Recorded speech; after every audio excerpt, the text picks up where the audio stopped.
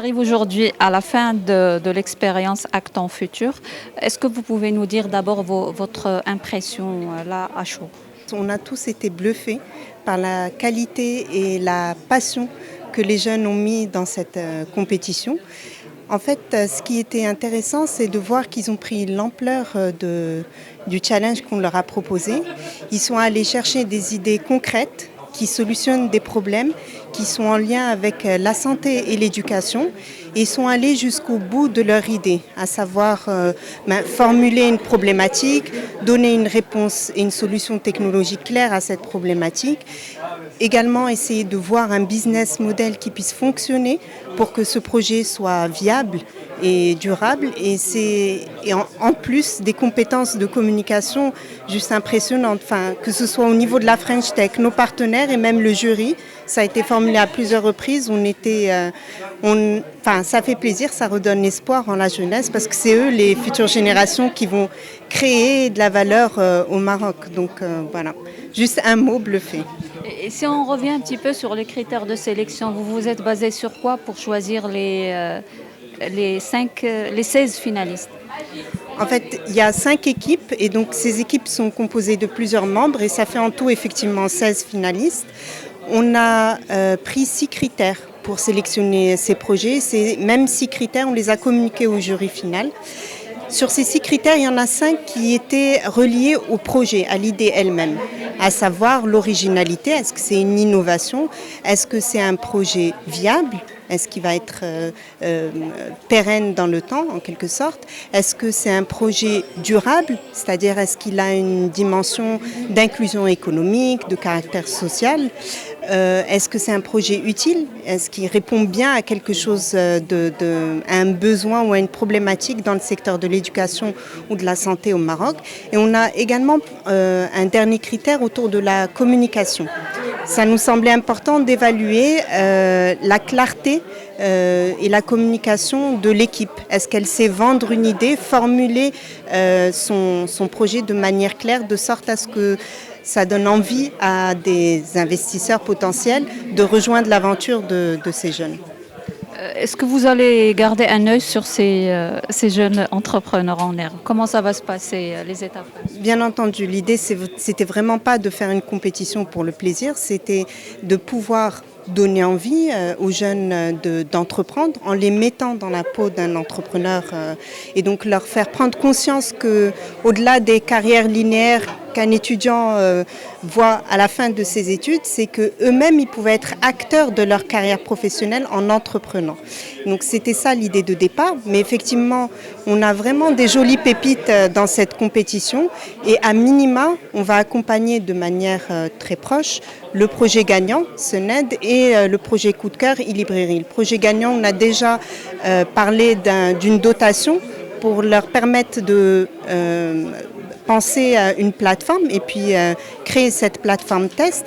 Mais au-delà de l'accompagnement financier, on souhaite également les accompagner, par exemple en les mettant en contact avec un juriste pour pouvoir mettre en place leur projet, leur faciliter des démarches administratives, les mettre en réseau et avec des potentiels partenaires, des potentiels investisseurs. Donc non, ils ne vont pas se perdre dans la nature, on compte bien les accompagner. Moi, je m'appelle Aïda Mekouar, je suis en classe de première. Et donc moi, je m'appelle Inès Guérin, je suis en classe de première aussi. Et moi, je m'appelle Mudir Kasmi, je suis en première avec elle. On a décidé de participer au concours Acton Futur en mars dernier et il nous est venu l'idée du projet SENED, qui est une plateforme de crowdfunding entièrement dédiée aux étudiants. Et donc on a créé cette plateforme parce qu'on s'est rendu compte qu'il y avait énormément d'étudiants au Maroc qui n'avaient pas la chance de poursuivre leurs études. Et c'est un projet qui nous tenait à cœur parce qu'on croit qu'avec un minimum d'opportunités et de fonds, la jeunesse marocaine pourrait exceller et rayonner à l'international. Est-ce qu'il y a eu un moment de doute au moment de ce processus où vous vous êtes remis en question, vous vous êtes dit ce projet ne peut pas aboutir ou bien... En fait, on a eu d'autres idées avant celle-là, donc on en a eu plusieurs. Et au niveau des dates limites, c'était un peu short, donc pendant un moment, on allait ne pas participer. Mais finalement, heureusement, on l'a fait et on en est très contents. C'était une très bonne expérience, vraiment. Ouais. On a adoré ce projet. Même pour ce projet, je pense qu'on avait quelques hésitations, mais au final, on s'est dit on y va à fond. Et ça a marché, alhamdoulilah. Et ça nous tiendrait vraiment à cœur de pouvoir réaliser ça. Orange Maroc, on se veut et on agit au quotidien pour être un acteur engagé et responsable. On pense qu'on a vraiment une mission, on doit faire en sorte que globalement qu'on soit vraiment un acteur important du pays. Le deuxième point, c'est qu'on a complètement conscience que tout le digital, toutes les nouvelles technologies qu'on apporte sont des formidables opportunités, sont des formidables pouvoirs. Donc on fait en sorte de trouver le moyen, en tant qu'acteur responsable engagé au Maroc, pour donner le maximum pour faire en sorte que toutes ces technologies puissent aider en particulier à l'inclusion digitale. Et ces initiatives-là, elles vont complètement dans ce sens-là. Justement, avoir choisi d'accompagner ces jeunes dans le cadre de ce hackathon Acte en futur, pourquoi choisir cette catégorie? Franchement, on voit que dans cette jeunesse qui est là, il y a une grosse volonté, il y a un gros besoin de pouvoir aller jusqu'au bout de projets, d'initiatives et d'utiliser tous les outils digitaux pour y arriver. Et nous, Orange, on se doit d'être un partenaire important pour eux, à l'instar de ce qu'on fait aujourd'hui déjà dans l'accompagnement des startups, avec les startups, avec toute une série d'initiatives, ou l'apprentissage du coding, enfin toute une série d'initiatives qu'on fait dans ce domaine-là, pour que quelque part, encore une fois, ces nouvelles technologies, elles puissent permettre à chacun d'aller jusqu'au bout de son projet. L'accompagnement a toujours été désigné comme étant un élément clé du processus de la création d'entreprise. Qu'est-ce que vous proposez dans ce sens? Alors, l'accompagnement, je pense, c'est mettre à disposition des technologies, c'est mettre aussi du coaching, des conseils. Et aujourd'hui, dans les programmes Starton, autres d'Orange Maroc, c'est ce type-là qu'on accompagne pas mal de startups. Je pense que c'est intéressant. Je pense que c'est intéressant de venir voir un peu ce qu'on fait aujourd'hui au quotidien. Et c'est un gros travail qui est fait là-dessus. Et je pense que là, on en est tous fiers.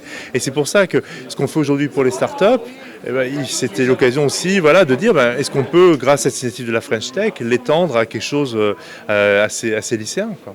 Et franchement, on n'est pas déçus, quoi. Dernière petite question. Qu'est-ce qui vous a attiré dans le projet e-Library que vous avez choisi coup de cœur? Alors, je vais vous dire,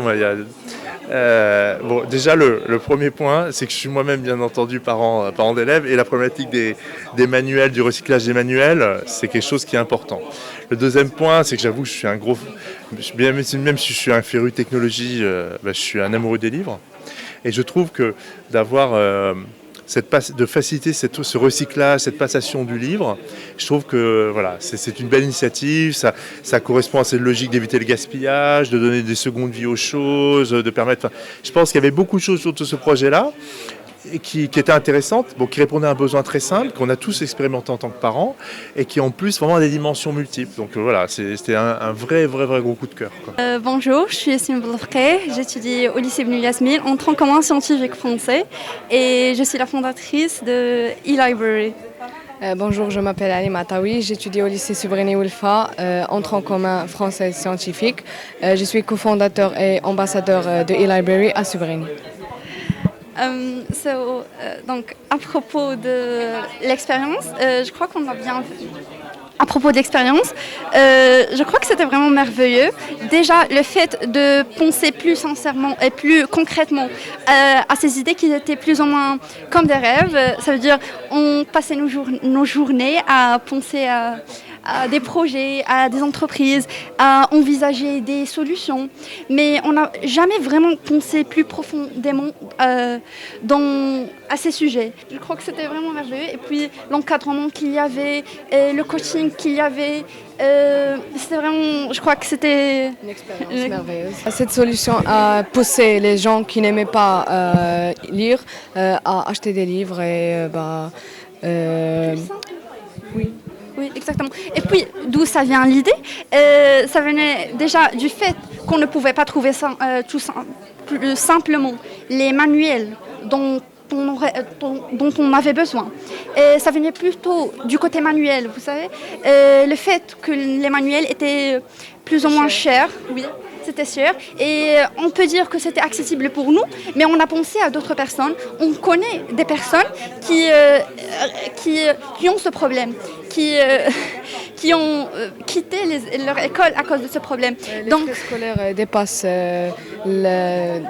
dépasser. Oui. Du côté manuel. Et puis, quand on a pensé qu'on pouvait développer une plateforme dans laquelle ils pouvaient vendre et acheter leur manuel, on a dit que ça pouvait aussi s'agrandir et avoir une autre valeur ajoutée qui est, comme vous dites, c'est résoudre d'une certaine façon.